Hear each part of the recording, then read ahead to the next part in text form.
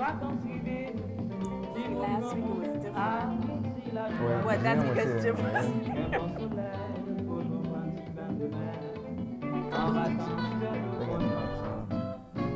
C'est ça qui fait leurs vacances privées. N'oubliez soucis, chagrin, tout problème la vie. On va sous plage, pique-nique dans tout petit bal. Ambiance tout bateau, musique à pleurer.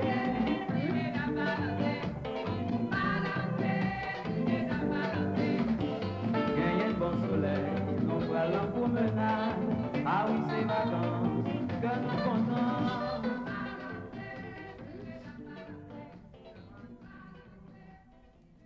Hey, it's Friday night, 7 o'clock, and you know what that means. We're on another episode of the Caribbean Report. I'm one of your hosts, Dedrick Henry, and I'm joined by my lovely co-host, Clarke. And she's going to speak a lot more later, but let me just get through with the preliminaries, and then we will get on with the meat of the show. First of all, I want to mention last week you all saw the show. Well, for those of you who've seen the show, we got a lot of positive feedback on it, but I'd like to say I apologize for some of the technical difficulties that we have. It was something that we could not control, and while I'm speaking on that, that's the reason the show is not currently on the website. So what I'm trying to do, if I cannot get the whole show on the site, I want to at least get highlights from the show on the site, and if that doesn't happen, I promise you we will come back with that same show. I mean, either way, we are still going to do that health series, but if that show itself cannot be put on the web, we will repeat that information because it's definitely important for you all to hear. And while I'm speaking of the website, let me give you the site. That's www.myspace.com/Atlanta Caribbean Report. And you see it there on the screen. So please visit the site. Please pass the word along because you know we're only in a limited area right now, but being on the internet allows us to be worldwide. Now, last week, actually, I'm not going to say anything else on last week. I'm going to let Karen tell us about what happened last week on the show. Okay, last week we had lots of informative information. It was really good news. We had Dr. Edward Lane here, and he brought his two professionals with him. One was a trainer. Her name is Jane Graves. The other is Silky Williams, and she's into nutrition and weight loss. And the whole thing about the show basically is educating people about the body. First of all, your stomach is the most important. Okay. And that's what the Dr. Lane is all of, you know, he is a gastroenterologist. I'm glad you said it because it don't make me pronounce it. He's a gastroenterologist, and what he does is everything the sciences that has to do with the stomach diseases. And in order, this is the heart. Right. In order for the whole body to function, the stomach has to be in good, healthy condition. So he does a lot of testing to make sure where you're at, and then they put you on a healthy training program from nutrition to also exercising. And that's what the show was all about. And we're going to have also, once we go to that hour segment, that's right. Yes, once we go to that hour, we're going to have a health segment.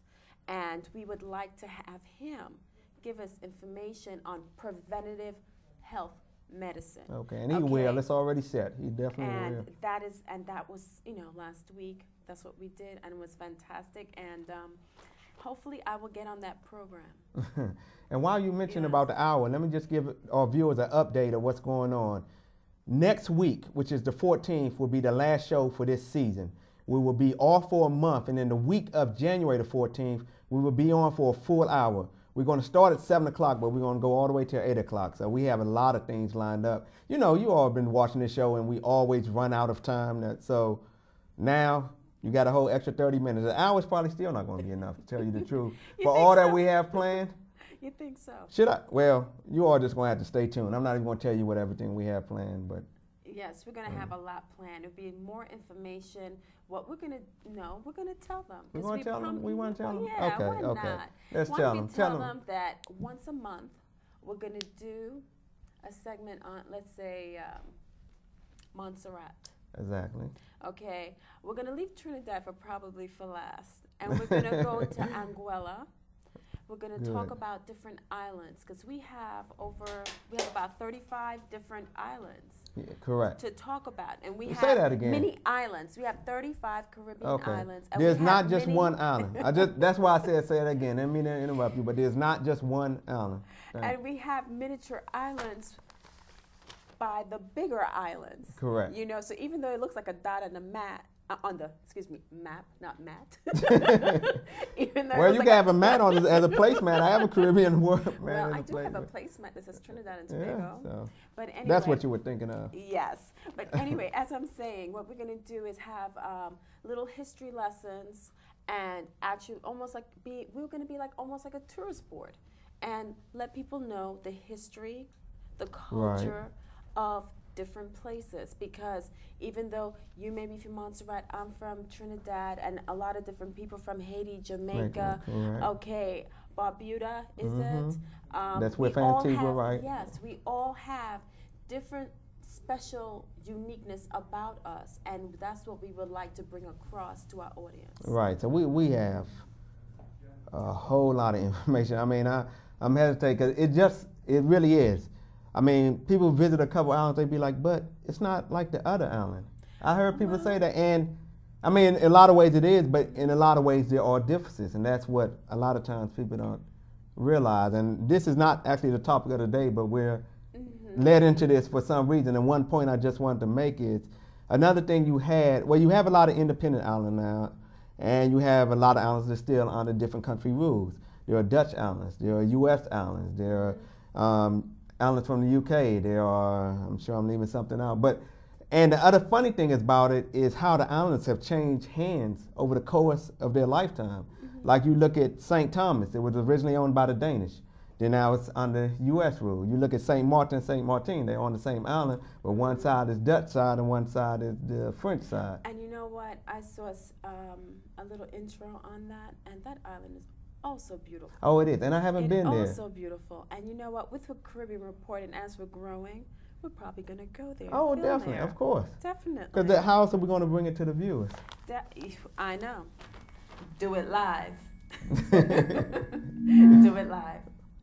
And we will have more news, and the news that we would like to give to you is more on the health and nutrition, and we would like to talk about what's going on in the Caribbean, which we have AIDS. Yeah, there's a lot of things, but the first one I want to actually focus on is diabetes. Because let me find the exact date. It doesn't say, but very recently, within the last week, was World Diabetes Day, the first ever. And there's a report that comes out that basically says, I hate to read exactly, but these are facts, so I want to make sure I get these correct. It said the World Health Organization describes diabetes as a chronic, debilitating, and costly disease that poses several risks for families, countries, and the entire world. Now that's a general statement. Let me give exact stats. It said if nothing is done, it warns the figure will reach 380 million within 20 years. 246 million people worldwide are living with diabetes, and it's being overshadowed by AIDS currently. And let me just give some quick facts since this is the Caribbean Report. 18% of the population of Jamaica suffers from diabetes. It's also one of the top 5 reasons for hospital admissions. Barbados, 17% of the island population over 40 has diabetes. It's the leading cause of death in Barbados. Really? St. Lucia, it's half of Barbados, but it's also one of the main causes of death there. And it goes on and on and on. The same thing in Guyana. There are 8,000 new cases each year, 400 deaths each year. 30,000 people suffer currently from the disease in Guyana. At least 100 of them are children. And actually this number is lower because it does not include information from private health institutions. But another thing I want to mention with Dr. Lane and what he talked about preventative health care. Right. If we start with preventative health care, a lot of these diseases are more controlled where people can live with it or not even get it. Right.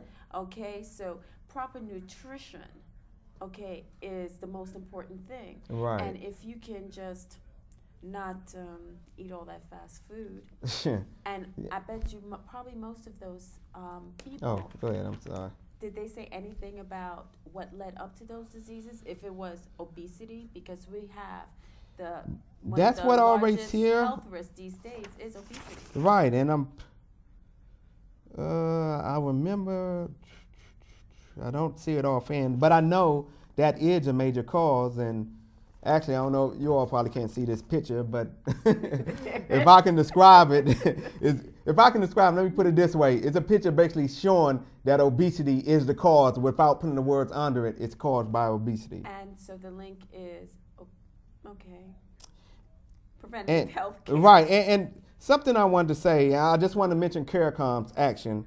That's one thing I want to pull out of this. And there was recently a summit by CARICOM on diabetes. And this was during the first ever World Diabetes Day, excuse me. There was a summit went on. And basically what came out the summit, there was plans to raise taxes on tobacco and alcohol as part of a strategy to reduce the incidence of chronic lifestyle diseases in the Caribbean. And then I was like, okay, why taxes on that? But then it goes on to say that it's going to be the money from that that's going to fund programs that's cutting the incidence of stroke, cancer, diabetes, and hypertension. I say that's a good thing. It is. I mean, it is. It's another way to get money. Right. But also, I don't believe that it's going to stop people from drinking nor smoking. And not. It's not going to prevent them. Of course not. It's not. It's going to present a small percentage, but the majority no. Of course not. The psychology of the whole thing. Right. You know, and that's why, for those of you who watched the show last week, I specifically brought up a question to Dr. Lane. I said, what can we do to get people to stop their habits? Because a lot of people that smoke a lot and drink a lot, they know it's damaging to their health. But that's not enough to stop you from doing it. Can I reflect on an experience? Sure, definitely. Okay. Well, I'll say about 7 years ago, okay, I was a chronic smoker. Really? Yeah, chain smoker, man. I was a chimney. I was a chimney. And the thing about it is, I tried quitting so many times, but kept going back. And it just took one day for me to come to a spiritual realization, and I made a promise, to myself and to the Creator, and that's when I stopped. So basically, you have to come to terms with that. Right. You know, you have to you could go cold turkey, which I did, you know, because that is a very addictive habit. It's addictive habit as far as chemical and also psychological. Right. All right. And you just have to come to terms with that. You know, so it just take one day at a time, and one day you finally get fed up of the coffee or smelling stinky with smoke. So. Okay, good. Well, good. I'm glad. I'm glad you did, and I'm glad you shared that experience. I really am. I'm really glad. Now the other thing, well, it's actually a couple health articles I wanted to touch, but the second one I wanted to touch is in your hand. That's why I can't find it. The very last page. The last page. Okay. The last one. The very last page. Yeah. Okay. Oh, this is an article that's really disturbed me, actually. The title of it is Caribbean Fights Infections. Oh, let me just mention this. If there's anything you want to get from these articles and we're going through them too fast, you can access them on our website. On the right-hand corner of the page on the top, it says main news sources for the show. Just click on that and it will give you the links from all the sources that we get our articles from. I always mention Caribbean 360 and heartbeatnews.com, but the other one that I'm adding on is the BBC, because actually this week, the BBC actually dominated our sources, which normally isn't the case. But the reason I said this article disturbs me is the reason the Caribbean's fighting infections is because the infections is actually coming from the hospitals themselves. Let me just read a few of these facts. It says, again, the World Health Organization data on infectious diseases contracted in hospitals indicate that any given time, 1.4 million people worldwide are suffering from infections picked up by hospitals. And it says a major cause for this is from employees not washing their hands in the hospital after treating patients. Okay, I want to interject there. Go ahead. We have the same problem right here in the United States. Right, and actually, in our own hometown. Right, I was going to say actually, and this was worldwide. As I know when I first met, I said Caribbean, but that figure is a worldwide figure. And the problem with that, as it states here, healthcare is costing more as a result of that. So actually, instead of the hospitals reducing health care, they are increasing the cost of health care. You remember the staph infection? Oh yeah, and that's, I was about to say, and that's still happening continuously. That is okay, and that is part of the reason, because of they're not properly disinfecting. Right. They're not properly sterilizing, cleaning themselves. Exactly. And cleaning the area. Right, so and the equipment.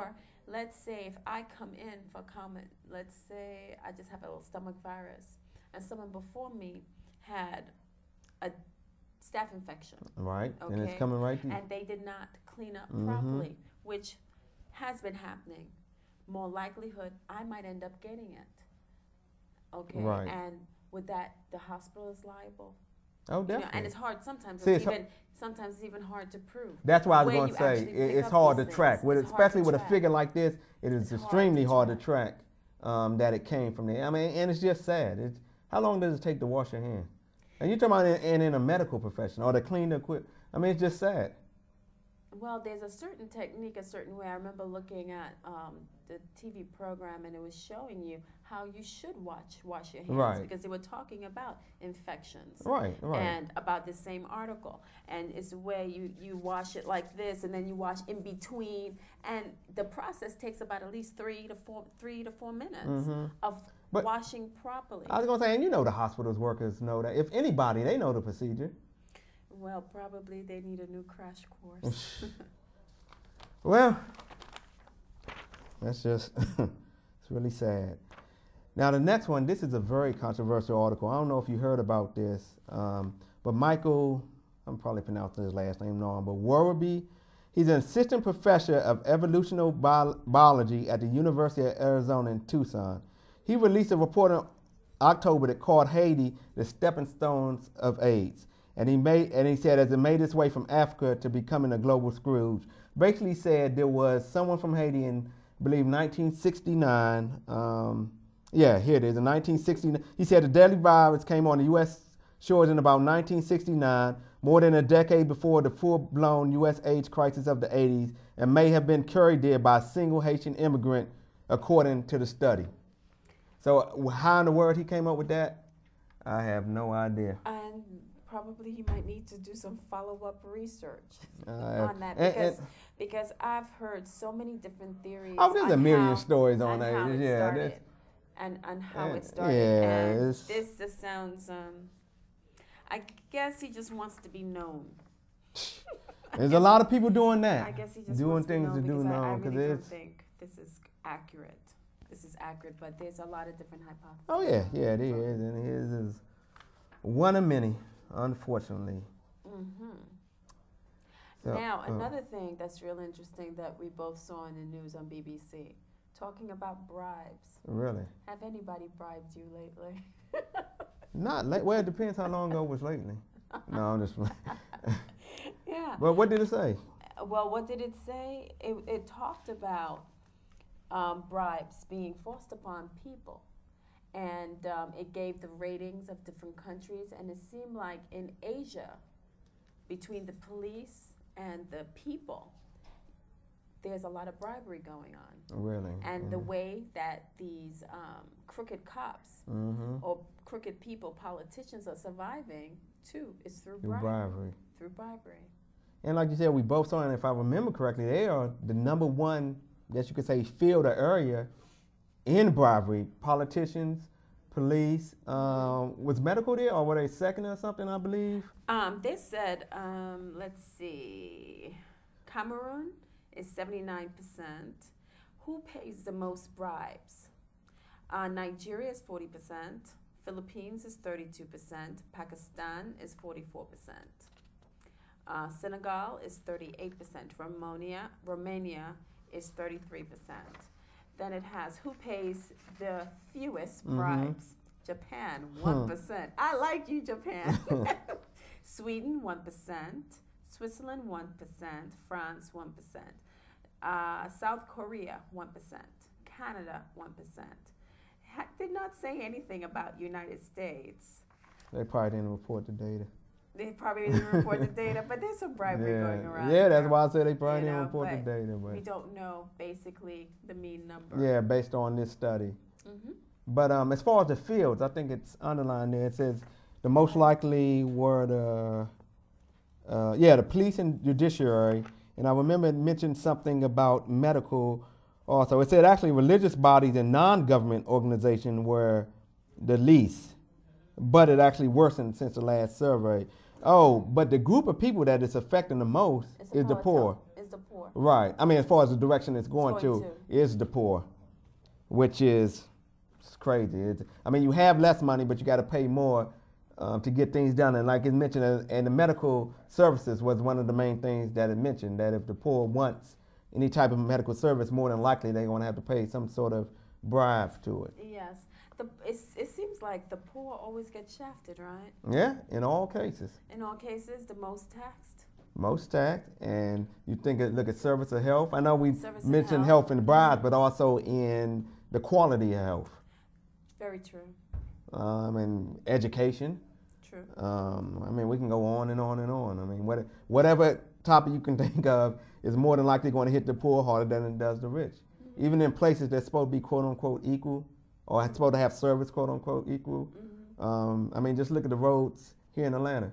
You go into the poor neighborhood. Now it's the same department that's handling this, right? Yes. But you go in one neighborhood that's rich and one that's poor. Yeah. When they fix the roads in the rich neighborhood, they'll pave it up quick with this whole water sewer project. In poor neighborhoods, there's going to be potholes there for months. Oh, yes. And especially when they have new development coming in, mm-hmm. It takes a long time. The big trucks ruin the roads. Oh, yeah. And create potholes.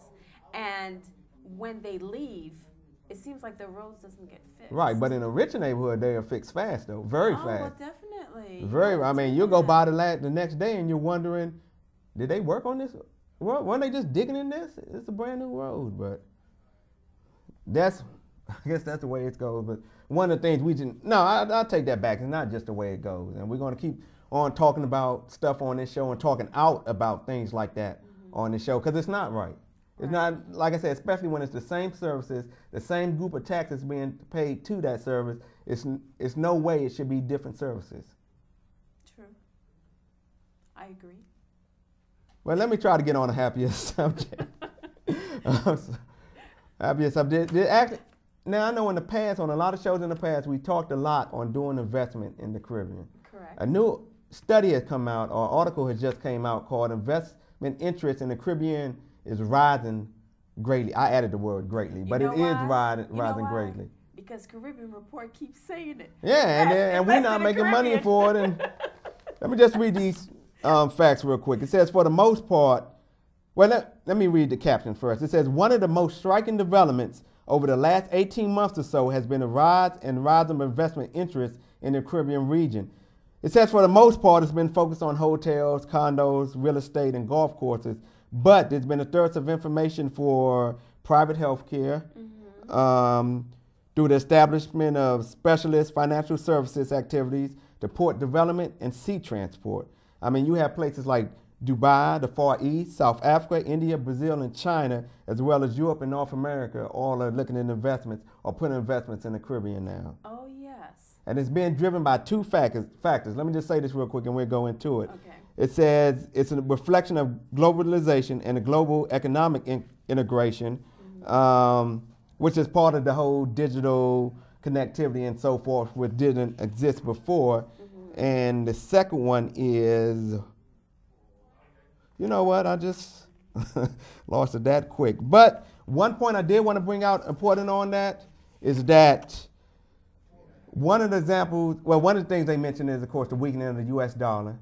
And another example they mentioned in 2006, there was a decision by Congress to stop Dubai ports, to stop Dubai from having a certain number of ports in the U.S. So what did Dubai do? They start going to Cuba now. Mm-hmm.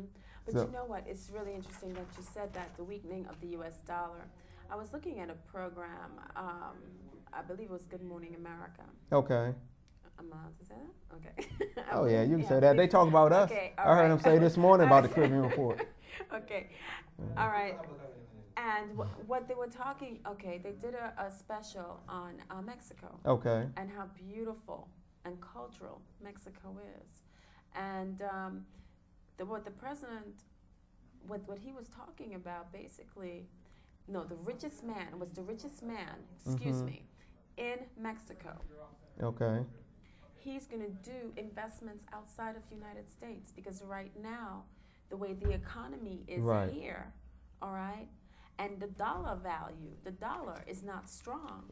It's going to be outside. And people have been talking a lot, speaking a lot of India, China, and going to the Far East. And not to cut you off, with China and the Far East, it just made me think of one point from this article. And I know we're down to the last 2 minutes. Let me just read this.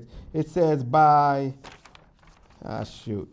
Here, oh yeah, as soon as 2015, China's purchasing power will match that of the U.S., and by 2025 it will overtake it, causing the biggest upheaval in global interrelations for 2 centuries.